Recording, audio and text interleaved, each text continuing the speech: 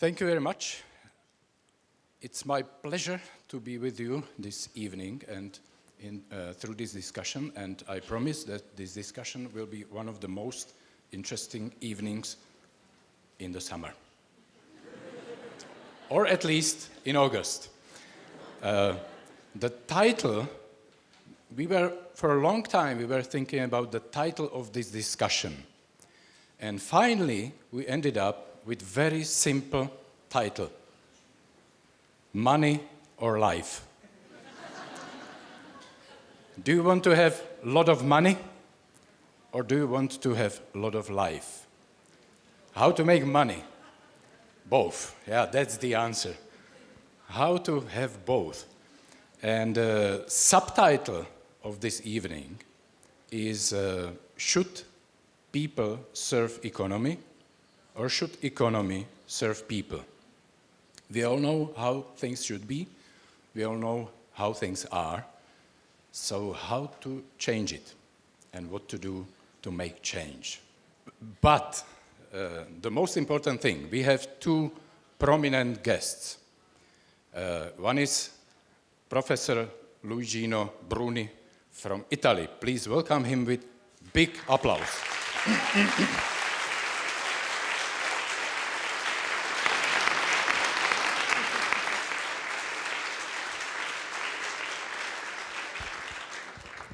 Very nice applause. Thank you.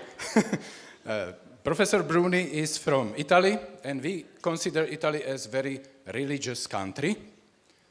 You have Pope, you have Vatican, you have Rome, you have Colosseum.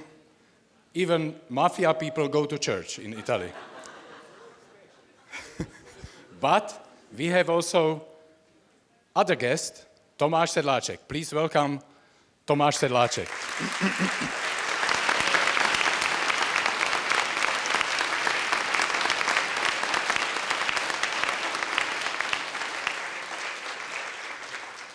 Thank you very much. And Tomáš Sedláček is from Czech Republic, which we consider to be very non-religious country.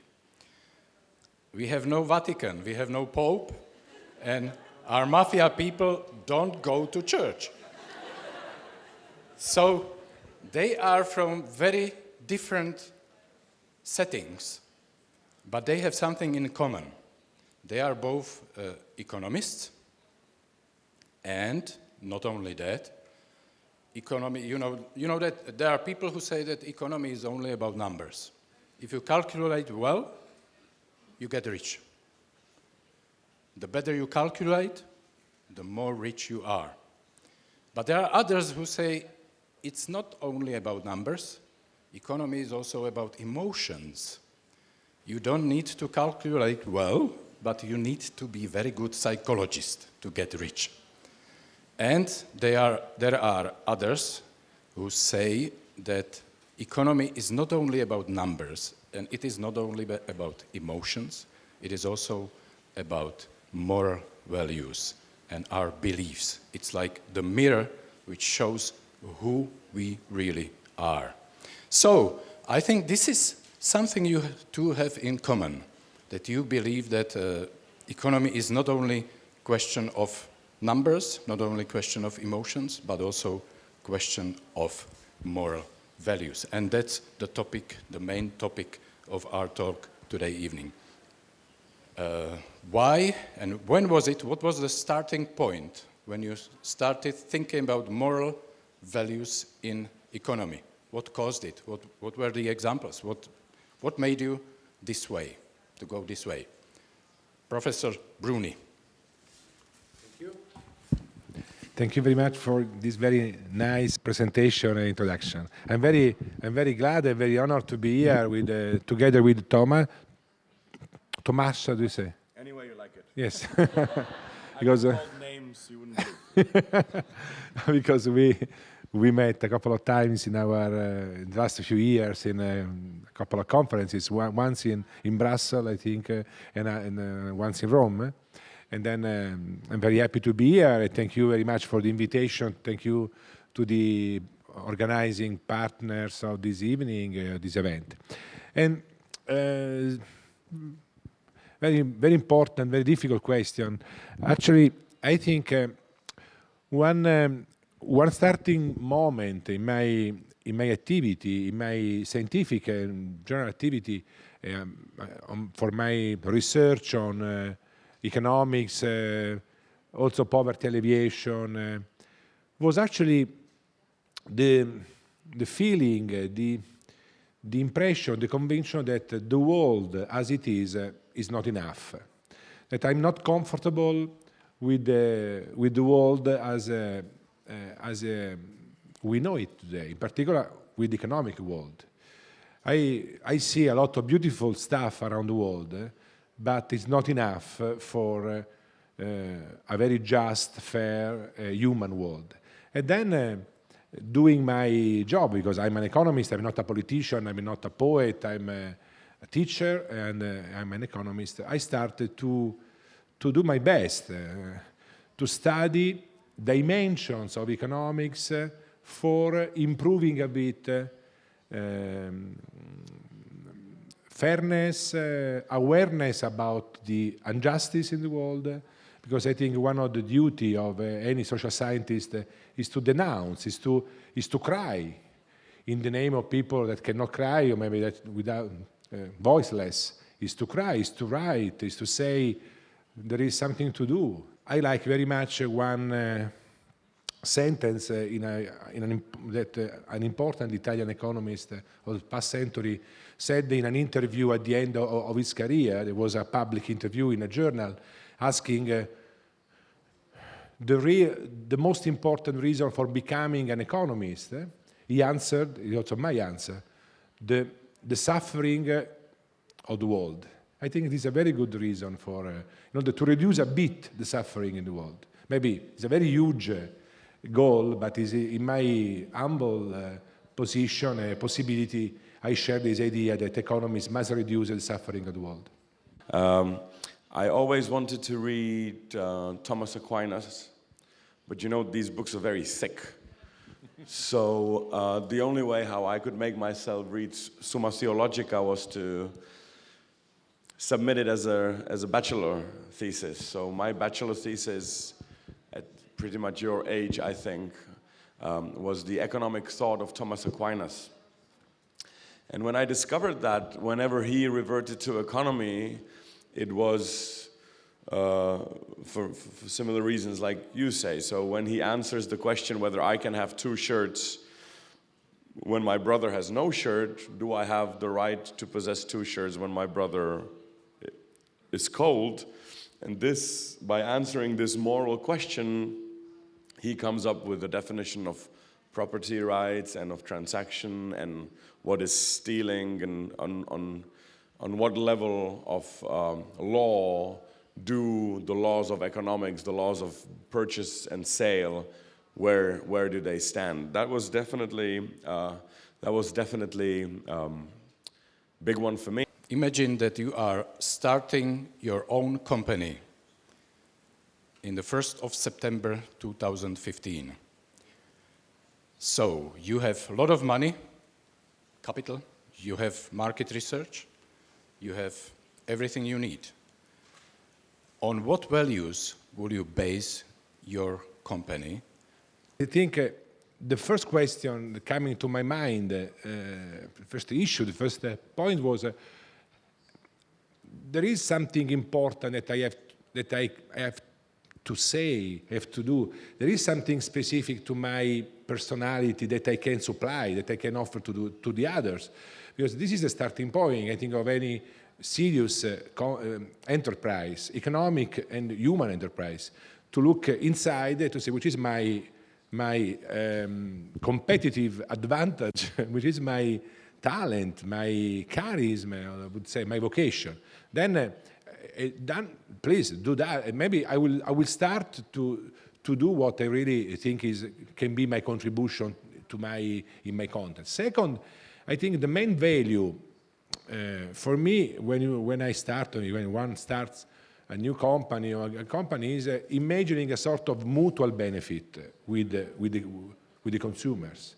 Say, okay, because I think my way of understanding market is a place of mutual advantageous interactions. Then I would say, okay, there is something that for me is important, but also for the other that are disposed, that are able to pay something for my service. Because I think in my vision of the market, it's not enough to think that something is useful for me. What is important is that it must be useful for the others. That reason I think, for instance, market, in general, economy is a huge therapy against narcissism, because pushes you to see your life with the eyes of the other. You say, okay, I like to be a violinist. Okay, I like to be an actor in the theater. Okay, but you must convince the other that your vocation corresponds. Then I would imagine some mutual beneficial interaction. Then first, to imagine my talent, my contribution, my Socrates will say my daimon, my vocation. And second, to imagine to do something mutual beneficial with the other starting from my vocation. I think this second value is very important. Then it's not very important what you do, but what is important is something that will be a sort of common benefit. Because my understanding of market is a network of mutual beneficial interactions. Many people in the Czech Republic and perhaps also in other countries in Europe are questioning the capitalism, and they are looking for some alternative to capitalism. So what do you, when I say limits of capitalism or replacement for capitalism, what questions come to your mind? Maybe I can use a parable. This is one big thing that I learned from the New Testament, is the usage of parables. Some of the economists use mathematical parables. I use word parables. Imagine that our situation is like a cow that you milk. So you are a cowboy or a cowgirl. And you milk this cow, and this cow stops giving you milk. And you become very angry, and you start screaming at the cow, "Why are you not giving me more milk? You are a bad, stupid cow." And you start even perhaps hitting the cow. And in this parable, because it's my parable, in my parables, cows can occasionally talk. Like in cartoons, exactly. So the cow opens her mouth and says, "Why are you beating me? I have already given you all my milk. And you don't even know how many baskets you have. You can't even count the baskets. I tell you, there's 12 of them. One of them is rotting, the second one is tilted, the third one you don't even know where it is, the fourth one is leaking, and you are beating me for not giving you enough milk?" Now, could we not, for again 5 minutes, entertain that perhaps the limits of capitalism have already been reached? And one of our struggles is that we are in the situation of a concave curve of wealth. Nobody needs a third iPad. I mean, you would probably refuse the third one because 2 is already enough. And we should start worrying about what are we doing with the milk that we already have. Redistribution, making sure that actually people don't have to suffer while there is plenty of milk in the room. So maybe 1 more minute. To give a practical example of this implication in today's debate is the Japanese case. Now, you know that Japanese economy is an economy that cannot grow for 20 or 30 years. The growth there is very difficult. Interestingly enough, if you read all the recommendations from OECD and World Bank and all the economic institutions, basically, to sum it up, their recommendation is be like Japanese. Work harder, have more technological innovation, be more economically productive, have better infrastructure, just like the Japanese have. Of course, the joke there is, even if we would be as hardworking as Japanese, which I hope we will not.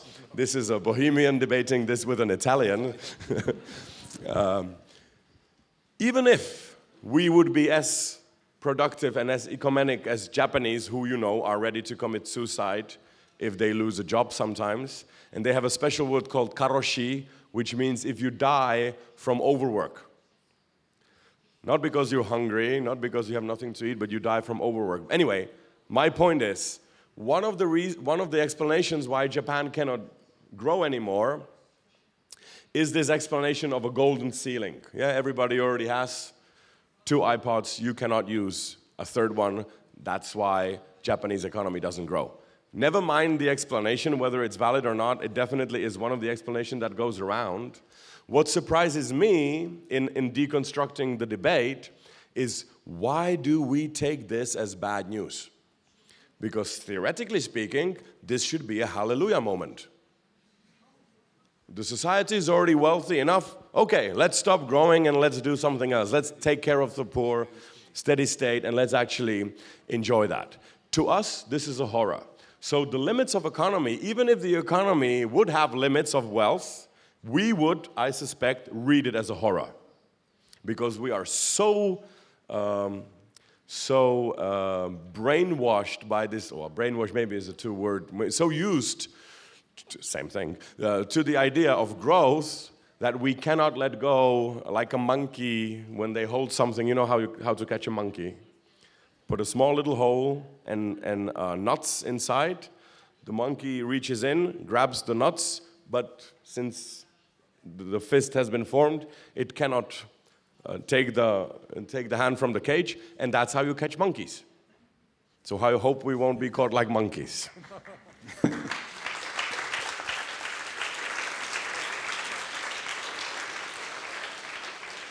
One simple question, but important.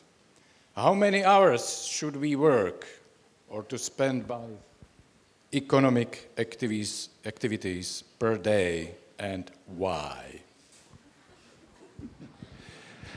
I like very much one proposal coming from a Canadian political philosopher called Jennifer Nedesky. He's also a friend of us, by the way. That she has a sort of slogan that says, part-time work for all, part-time care for all. The idea is, in my words, to imagine a society where people work in general less than today, all people, she said no more than 30 hours per week, but where each person, adult person, gives no less than 12 hours free for caring in family and in local communities. Why I think it is interesting?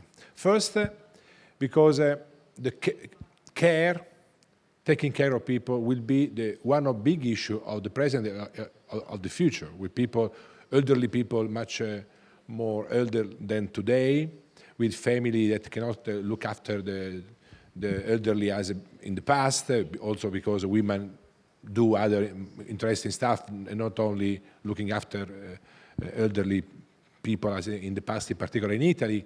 And then the solution today is imagining the market that we supply care for all.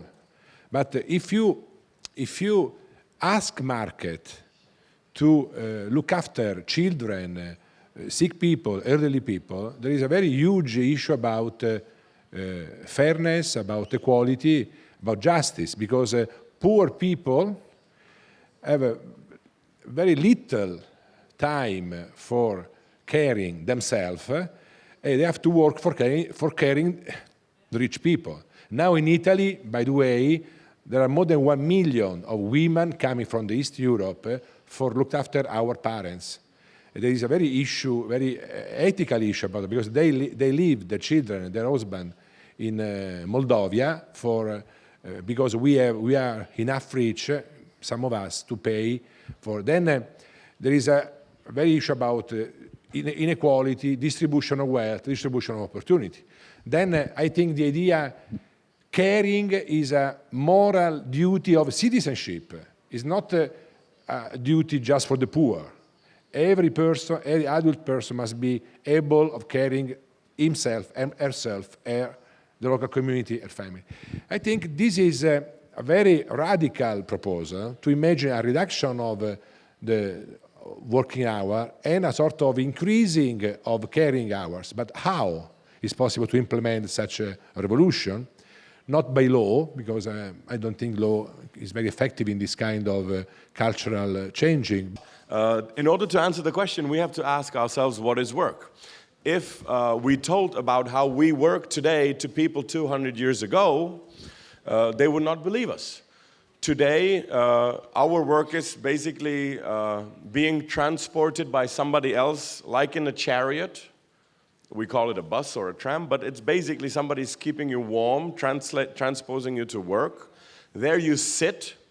Most of us will sit. And to a medieval person, it looks like we're sitting there and you know, we're occasionally hitting something and we're drinking coffee and we're talking about when to have lunch and who should send somewhat who. That's their idea of leisure. And our leisure today is running, fighting, jumping, running in circles, hunting, you know, driving, or maybe taking care of agriculture. In Czech we call it zahradkářství. That today is leisure. This would definitely be qualified as work. So this completely switched around. Leisure and work, in a way switched. I was talking with Skidelsky, actually, about who's a great, very well, Robert Skidelsky, who wrote a wonderful book, How Much Is Enough? And in it he says, it's an interesting thing, because we have, let's say, if we would be happy with the amount of wealth in early 90s, it would be enough to work 2 or 3 days a week. Also Keynes said this, that there will be technological advances, we will have robots working in our stead, internet, cell phone, even the washing machine. Whenever I wash my dirty laundry, I put the machine on and I have 2 hours of leisure because that machine is doing my work for me. Yeah, it's my slave. We, however, just imagine if I gave you the technology of today and a work of, let's say, 1991, you would be done with your work the week's work would take you maybe 1 day or maybe even less. We didn't choose to translate these new slaves who work in our stead into leisure, which we could have. I'm not saying that we should have, but we could have. And we work along them. So we've translated the technological advance into wealth, not into leisure. Which is, I think, an interesting point to be made. Do we rest in order to work better?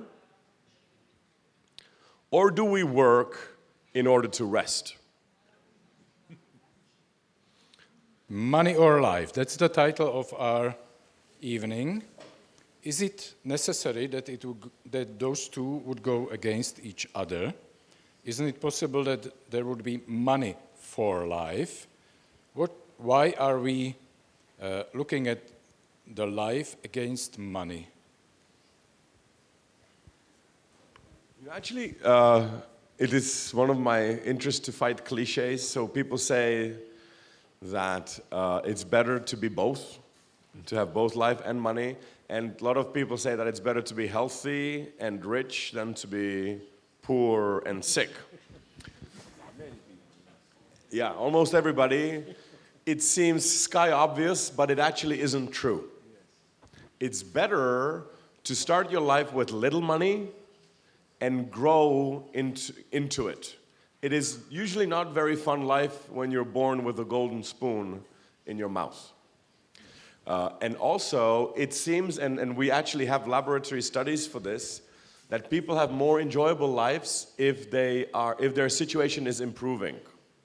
This is why we are so attached to GDP growth. So it's actually better to be getting healthier and healthier and richer than to be healthy and rich.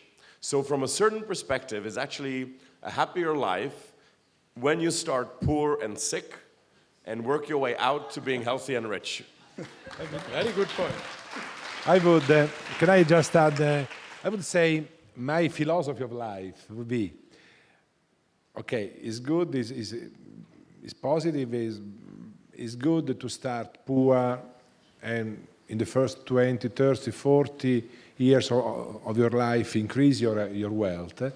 But I think it must be a concave function, because I think a very flourishing life will finish as it started, because I think it's very nice then to arrive poor in the last part of your life, because I really think one of the less fascinating stories of people is when you look at elderly people very much attached to money, because it's always a sign that life hasn't flourished properly. I think you must also redistribute your wealth in order to arrive to the last part of your life with a lot of relationships and with not much money, because I think it's a sign of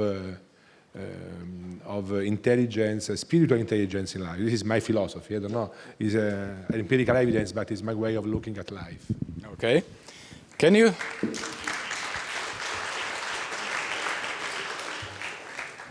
you think about any positive aspect of social and economical inequality? Well, you know, one of the prophecies that Jesus made that actually definitely did come true was the one about the poor people being always with us. So, of course, it's a perfectly equal society is impossible. Nobody in this room, including people of taste, will be able to tell a difference between proper champagne and Czech Bohemian sect or very beautiful Prosecco. But the price is 10 times or even multiple. The difference in tastes, 3% maybe. But what's the difference is exactly the symbolic level. And poor people will feel disfranchised because they only get to drink the Czech champagne, while the rich will spend thousands of crowns and hundreds of euros for same taste or very similar taste of sparkling wine, only this one comes from an expensive region. So we will always create symbolic inequalities, even if everybody else has the same thing, then the one who has it first is the boss or something. So that is impossible. 1% of the richest people have 98% of the resources. What do you think? Where will it go? What will be in the future? What will happen in the future if it goes this way? What I really think, personally, that depends on us, the quality of our future. Because as citizens, as intellectuals, as workers, as professors, we have a huge power to in our everyday choices. We can complain, we can buy one product over another product, we can write, because even with social network, our power as normal people has increased a lot. For instance, I'm also in Italy quite committed in the public sphere. I write in a newspaper. I receive people writing to me also today. I said something a few days ago about pensions in Italy. There are people writing email. They are very effective to me. Maybe I don't know. Then the power of citizen has increased a lot. It is one of the contradictions of our system. The power seems so far away, but you can send a tweet to any politician. Maybe it's not rare that really they look at it. Then we must exercise our power.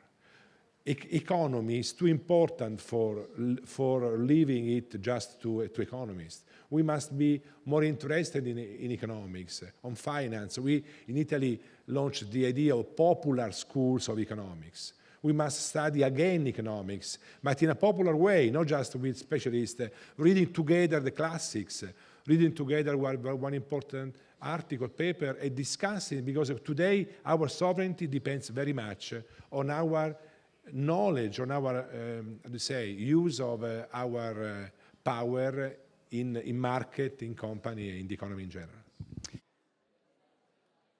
it's pretty simple.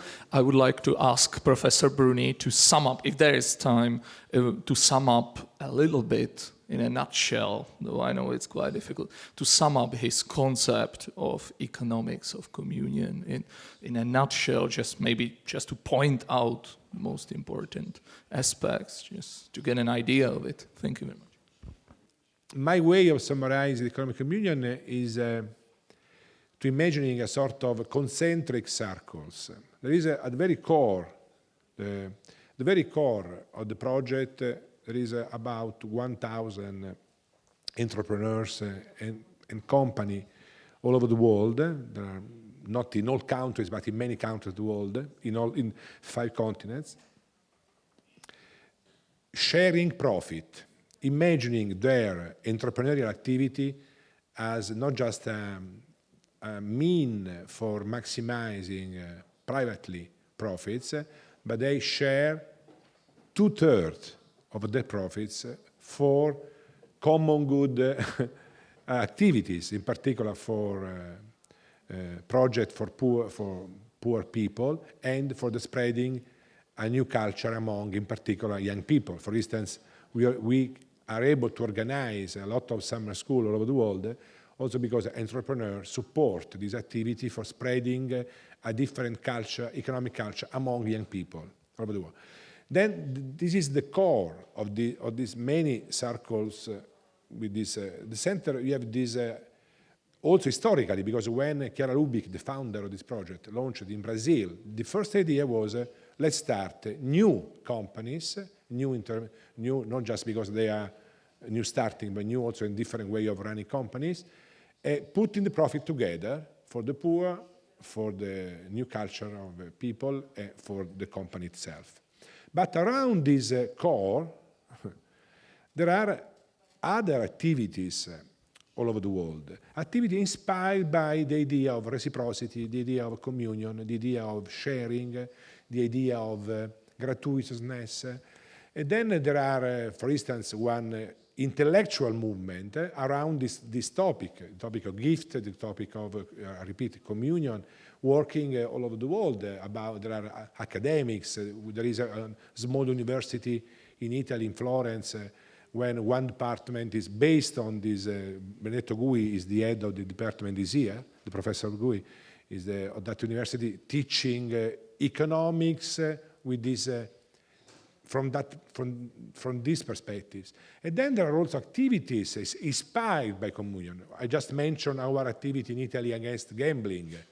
This is economic communion because it's a way of working for a different economy of communion, also fighting against exploitation of poor people in this domain. That economic communion is a movement of people. Is more a process, an ongoing process than a sort of output, very clear. It's something very alive, it's something very, I think we are at the very beginning of this, and then we are in touch, of course, with many other experiences very close to what we do with the fair trade, say, ethical banking, we are part of a network much broader with other people working for ideas very, very similar. Then the economic communion is this process of people living, putting in practice, entrepreneurs, workers, intellectuals, students, young people, interested in these ideas that are based. There's a very strong Christian roots, of course, of that, because Chiara Lubich was the founder of a Christian movement, Focolare. But actually today is involving a lot of people wanting another economy, more fraternal. Fraternity is another key word of this project. This experience is a sort of perspective. In the Middle Age, they would say the formal objective. You see all the economics starting from fraternity, communion, sharing. Then my job as an economist is very much influenced from the very beginning, because I had my degree in economics in '91 when I was 25, and 91 was the birth of the economic communion. And then I was, at the very beginning of my career, there is this project as a very important element. Why? I conclude. Because it's a very interesting mixture between ideas that we produce ideas as a job, because scholars write ideas and practices, entrepreneurs, poor people, project, families. This mixture is something very inspiring for me, because ideas and life and ideas, this combination is very important, it's very inspiring.